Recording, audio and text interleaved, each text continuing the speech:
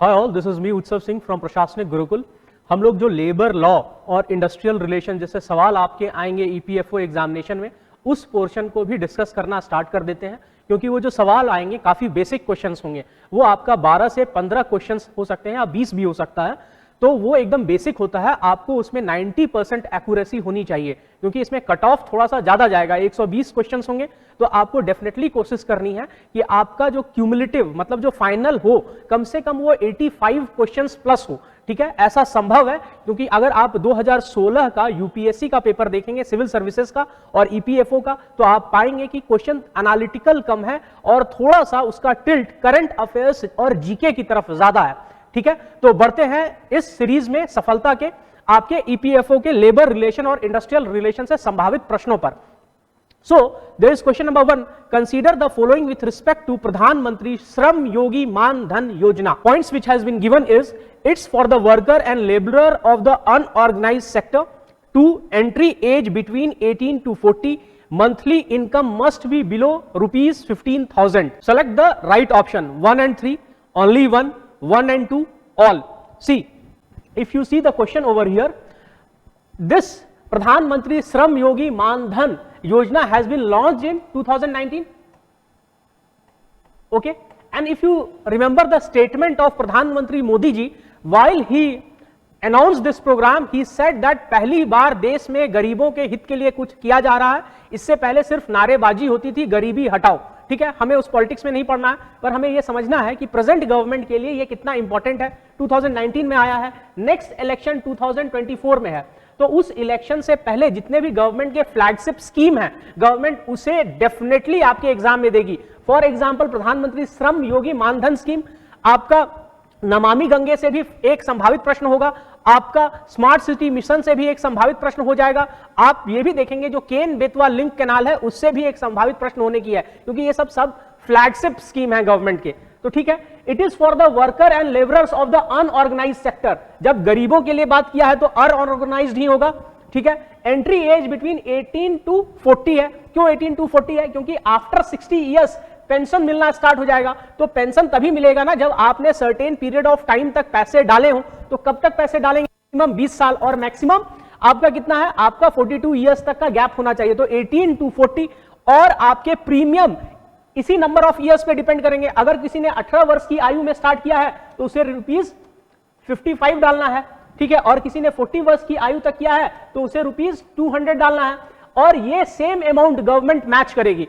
Monthly income below ₹15,000 होना चाहिए। Definitely unorganised sector में बंदा है तो 15,000 से कम का ही उसका मासिक वेतन होगा। ठीक है, तो ये सारे ही ऑप्शन आपके करेक्ट हैं। If you remember, in 2016 also they had a similar question with regard to Atal pension Yojana. ठीक है, तो आप इस प्रश्न को बनाएं, समझें और तैयारी करें। बढ़ते हैं अगले प्रश्न पर। So before we move to the next question, I have given explanation over here for this Yojana. तो इस एक्सप्लेनेशन को मैं भी आपको ऑब्जेक्टिवली बता देता हूं ताकि आपके दिमाग में फिट बैठ जाए। पेंशन कितना रुपये तक का मिलेगा? तो पेंशन मिलेगा आपका ₹3,000 तक का। ठीक है, employees of unorganised sector above the age of 60। ठीक है, एज कब से कब तक लोग अप्लाई कर सकते हैं? 18 से 40 साल। अगर आदमी या औरत जो भी इसके लिए किए हैं उनकी मृत्यु हो जाती है तो उनके स्पाउस को मिलेगा या नहीं मिलेगा? हां, उसका प्रावधान है। कितना मिलेगा? 50% मिलेगा। रिसीव्स 50%। जो इसके स्कीम में आए हुए आदमी या औरत हैं तो उनके जो डेथ हो जाए तो क्या उनके स्पाउस को कुछ मिलेगा? हां, कितना मिलेगा? 50% मिलेगा। ठीक है, एज फैमिली पेंशन। ठीक है, और इसमें क्या प्रावधान है कि ये जो बंदा या बंदी जिसने भी अप्लाई किया है, they should not be income tax payer. ठीक है, डेफिनेटली कम है तो इनकम कहां से देगा? ठीक है, तो आप पॉज करें इसे और डेफिनेटली नोट डाउन करें। I am damn sure there will be one question from this scheme and the data given over there. ठीक है, so let's move to the next question. Question number 2, as per the Center of Monitoring Indian Economy with regard to labor force participation rate, number 1, India's labor force has shrunk from 2016-17 compared to 2021-22. This statement has been taken from your economic survey. Number 2, labor force participation rate of women are extremely less. Your options are only 1, only 2, none, both 1 and 2. See, Center of Monitoring of Indian Economy has released this data and it has compared from 2016-17 and 2021. तो 2016-17 में जो labour force participation rate था वो ज्यादा था, ये एक fact है, ठीक है। Post pandemic and post demonetisation आपका जो लेबर फोर्स पार्टिसिपेशन रेट है वो डिक्रीज कर गया है, ठीक है। लेबर फोर्स पार्टिसिपेशन रेट अगर इंडिया में कम है तो उसका एक मूल कारण यह है कि महिलाओं का लेबर फोर्स में जो योगदान है वो ग्लोबल एवरेज अगर हम कंपेयर करें तो उससे बहुत ही कम है, इट इज वेरी लेस। हम एक सब्सिक्वेंट क्वेश्चन में जानेंगे कि क्यों लेस है, ठीक है। So both of them are correct. आप देखिएगा एग्जाम में ऐसे ही प्रश्न आएंगे आपके ईपीएफओ के, तो जितना भी आपका लेबर और इंडस्ट्रियल लॉ से संबंधित प्रश्न है या जो सिलेबस है हम अपने सीरीज में ही खत्म कर देंगे, आपको उसमें ज्यादा मेहनत नहीं करनी है। फिर भी मैं एक बात बताऊंगा, इंडिया ईयर बुक है, उसका लेबर वाला जो चैप्टर है उसे आप डाउनलोड करें, फ्रीली अवेलेबल है, और पढ़ें। मुश्किल से 35-40 पन्ने होंगे, उसे पढ़ें और हम आपको ऑब्जेक्टिवली यहां याद करवा देंगे। तो बढ़ते हैं अगले प्रश्न पर। Question 3, the labor force consists of people who are 15 years or older but above the age of 59. Number 1 are employed, ठीक है। Second, are employed and are willing to work and are actively looking for a job. देखिए labour force participation ratio तो हम बाद में देखेंगे, पहले हम ये देखें कि लेबर फोर्स के अंदर क्या आता है। तो पहला चीज है between the age of 15 to 59। देखिए सर्टेन कंट्री का जो लेबर एज है ना उसका उनका ज्यादा है। जैसे आप यूरोपियन कंट्रीज में जाइएगा तो फ्रांस ने 15 से 62 किया, फिर उसे 65 किया और अब 70 की बात कर रहे हैं, क्योंकि उनके पास जो वर्किंग पॉपुलेशन का एज है वो बढ़ता जा रहा है, यूथ है नहीं, ठीक है। तो इंडिया के केस में इट इज 15 to 59, ठीक है। और जो हम लोग डेमोग्राफिक डिविडेंड की बात करते हैं तो इंडिया में ये कैलकुलेट करते हैं, इंटरनेशनली वो 65 है, ठीक है। तो लेबर फोर्स में क्या क्या आते हैं, those who are employed, second those who are unemployed and are actively looking for employment, ठीक है। अब आप मुझसे पूछेंगे एक्टिवली लुकिंग फॉर एम्प्लॉयमेंट मतलब अगर वो अनएम्प्लॉयड है and they are actively looking for employment तो इसमें कितने देर तक का जो टाइम है हम कंसीडर करेंगे। अगर कोई 6 महीने से अनएम्प्लॉयड है and are still looking for employment वो नहीं काउंट होगा। जो 1 महीने के अंदर तक है कि अनएम्प्लॉयड है 1 month and actively looking for employment they are only considered, ठीक है। तो ये थोड़ी सी एक टेक्निकल डिटेल है। कोई 6 महीने से अनएम्प्लॉयड है और still looking for employment, for example government job की तैयारी कर रहा है, तो उसको आप इसमें कंसीडर ही नहीं करेंगे लेबर फोर्स में। आप उसी को कंसीडर करेंगे जो अनएम्प्लॉयड है and actively looking for employment और उसका अनएम्प्लॉयमेंट सिर्फ 1 महीने का ड्यूरेशन है, उसी के अंतर्गत आप कंसीडर करेंगे। बढ़ते हैं अगले प्रश्न पर। Question number 4, why is India's labour force participation rate so less? Number 1, the main reason being absolutely low level of female labour force participation rate. Question number 4, why is India's labour force participation rate so low? ठीक है। Number 1, the main reason being low level of female labour force participation rate. Number 2, huge dependency on agricultural sector for employment opportunity. देखिए agricultural sector जो है ना वो आपका seasonal in nature है, ठीक है। अगर सीजनल है तो मतलब 3 से 4 महीने का ही वो एम्प्लॉयमेंट अपॉर्चुनिटी साल भर में ऑन एन एवरेज प्रोवाइड कर रहा है। तो ये एक मुख्य कारण है कि इंडिया में जो लेबर फोर्स पार्टिसिपेशन रेट है वो कम है। दूसरा है कि विमेन का लेबर फोर्स पार्टिसिपेशन रेट है वो एक्सट्रीमली लो है इंडिया में। So both of them are right. Okay, so let's move to next question. So before we move, you will find information over here. According to Center for Monitoring of Indian Economy data, the male labor force participation rate was 67.4%, whereas female it was 9.4%. Female का जो है वो बहुत ही कम है, ठीक है। In fact, India में 1 out of 10 working age women are demanding work. ठीक है। तो इसके जो कारण है मैंने यहां पे डाल दिए हैं कि women labour force participation rate extremely less क्यों है compare to global average, and you can also see there is a huge disparity between women and male, almost around 60% का डिफरेंस है। That is a huge difference. Okay, pause this video and note down the information. There will be a question from this data itself. Moving to question number 5, ये मैंने explain किया है क्यों। The reason for low women labour force participation rate is essentially because of number 1 inefficient public transport, number 2 violence against women, number 3 law and order situation, number 4 women in India are exclusively involve with in their homes. See आपको common sensically समझ में आ गया होगा, ठीक है। यहां पे मैं फॉर कर दूं, ठीक है। समझ में आ गया होगा कि मूल कारण क्या है, चारों ही है।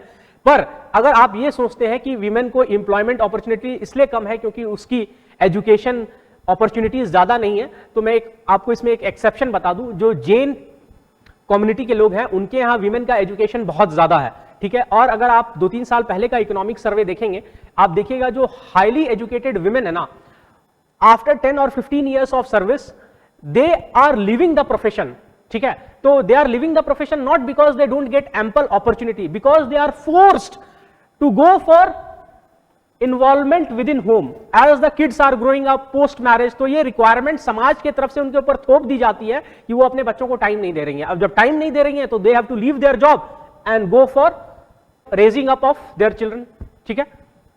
तो इसका जवाब क्या है? ऑल है, ठीक है। Next question, frictional unemployment refers to A, it is unemployment that occurs during certain season of the year, ठीक है, वो सीजनल अनएम्प्लॉयमेंट हुआ। B, it is a phenomena where in more people are employed than actually needed, this is disguised unemployment. C, it is loss of job due to technology, नहीं, ये technological unemployment है। D, it refers to time lag between the jobs when an individual is searching for a new job और switching between job, ये सही जवाब है। देखिए पहला option, it is unemployment that occurs due to certain season of the year, ये seasonal unemployment है, ठीक है। It is a phenomena where in more people are employed than actually needed, ये डिसगाइज्ड है, guised employment. It is the loss of job due to change in technology, technological.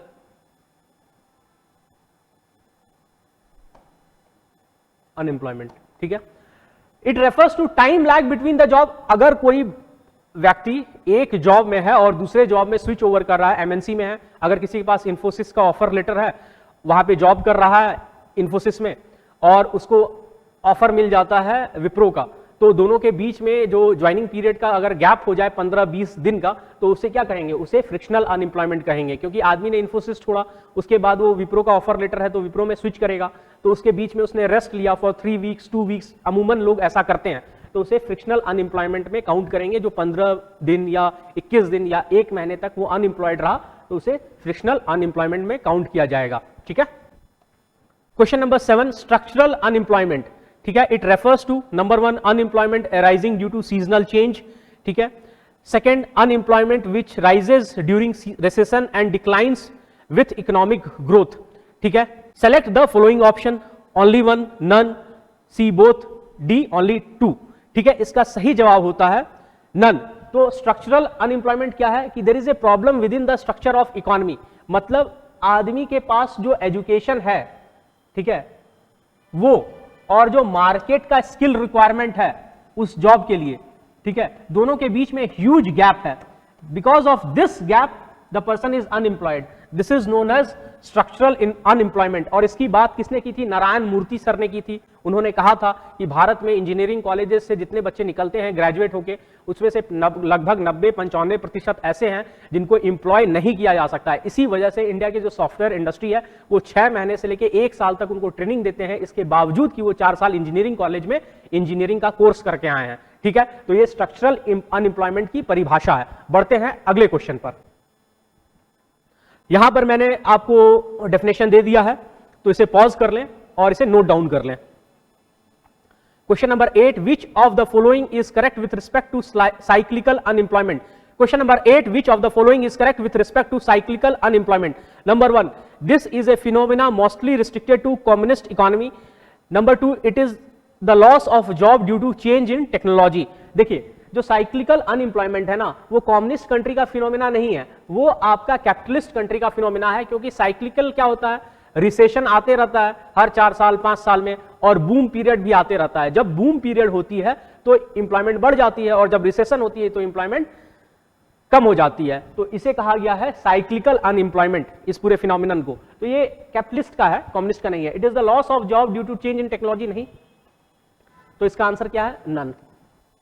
बढ़ते हैं अगले प्रश्न पर। Question number 9, consider the following with respect to vulnerable employment. Number 1, these people are deemed unemployed. Number 2, it is one of the main type of unemployment in India. Select the following option, A only 1, B only 2, C both 1 and 2, D none.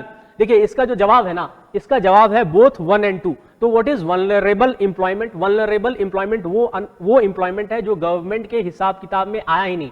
मतलब उनका कोई bank cheque या bank के through salary issue नहीं होती है। Second, वो government record में है ही नहीं कि वैसा कोई काम चल रहा है, ठीक है, फॉर्मली और इनफॉर्मली, ठीक है, तो उसे वल्नरेबल एम्प्लॉयमेंट करेंगे क्योंकि उसका कोई डेटा गवर्नमेंट के हिसाब में है ही नहीं। वो एक तरह की पैरेलल इकोनॉमी है, किसी ने कोई काम कर रहे हैं तो सारे पेमेंट कैश में हो रहा है, कंपनी रजिस्टर्ड नहीं है, ठीक है। तो ऐसे जो आपके एम्प्लॉयमेंट होते हैं इसको वल्नरेबल एम्प्लॉयमेंट बोलते हैं। वल्नरेबल इसलिए है क्योंकि इनका कोई पीपीएफ नहीं कटता, इनका कोई इंश्योरेंस नहीं होता, इनको कोई एडिशनल फैसिलिटी नहीं प्रोवाइड की जाती जो एक एम्प्लॉई को प्रोवाइड की जानी चाहिए, सच एज हेल्थ इंश्योरेंस, ठीक है। तो इसका आंसर बोथ है। Question number 10, this is most possible question which may come in your exam either directly or indirectly. They may ask you about periodic labor force survey is conducted by which of the following agencies or ministry. Your options are RBI, Ministry of Labor and Employment, C National Statistical Office, D Ministry of Finance. Answer मैंने यहां पे दे दिया है, ministry of labour and employment नहीं है, ministry of finance नहीं है, RBI नहीं है, नेशनल स्टैटिस्टिकल ऑफिस है। आपसे एक संभव क्वेश्चन ये भी आ सकता है which they may ask is national statistical office belongs to which ministry और is under which ministry. So the answer is ministry of statistic and programme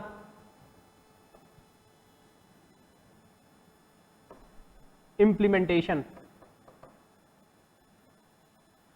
आपसे एक क्वेश्चन है, आप मुझे कमेंट सेक्शन में बताएं कि ये जो ministry of statistics and programme implementation है, इसका एक स्कीम और इसका एक प्रोग्राम काफी फेमस है और ये एक तरह से फ्लैगशिप स्कीम रहा है गवर्नमेंट ऑफ इंडिया का।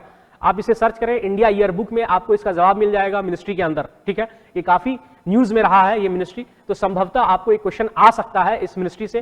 प्लस मैं उम्मीद करता हूं लेबर फोर्स पार्टिसिपेशन जो सर्वे रिपोर्ट आती है उसके बारे में भी सवाल आ सकता है। तो आप हमारे साथ बने रहें, हम आपको definitely labour relation, labour law, industrial relation, इससे संभावित प्रश्न जो आपके ईपीएफओ एग्जाम में आएंगे वो डिस्कशन में बता देंगे।